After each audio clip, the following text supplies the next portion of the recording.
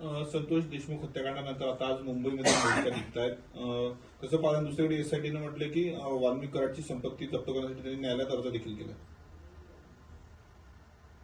मी असं म्हणेन की एकदा कारवाई सुरुवात झाली आणि ज्या मागण्या आपण मागितलेल्या आहेत त्या एकदा पूर्ण झाल्या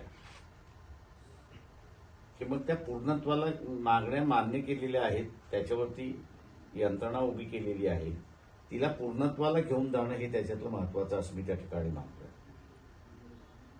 ज्यावेळेस झालं त्यावेळेस काहीच करायचं नाही, पण त्याच्या सगळं झाल्यानंतर मग मोर्चा आणि हे जे काढण्याचं मी त्याला ढोंग दतुरा असं म्हणतो, हे जे चाललेलं आहे ते मला वाटतं या ठिकाणी थांबावं. मी असं म्हणेन की देशमुखाच्या संदर्भातली केस वेगळी आहे, सूर्यवंशीच्या संदर्भातली असणारी केस वेगळी आहे. देशमुखांच्या याच्यामधलं असणारं सरकार मान्य करायला तयार नव्हतं, पण सूर्यवंशीच्या संदर्भातलं शासन जे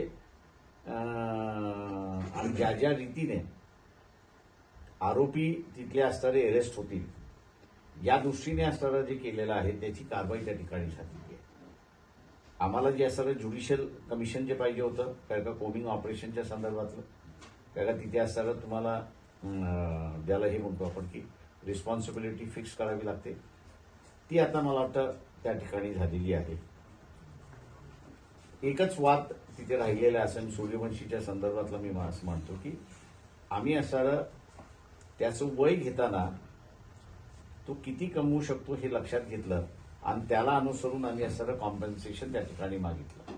पण शासनाने नेहमीप्रमाणे सरकारी चूक आहे ही न लक्षात घेता कॉम्पन्सेशन देण्याचा असणारा जो मार्ग अवलंबलेला आहे तो अवलंबलेला मार्ग त्या ठिकाणी चुकीचा असं मी त्या ठिकाणी मानतोय.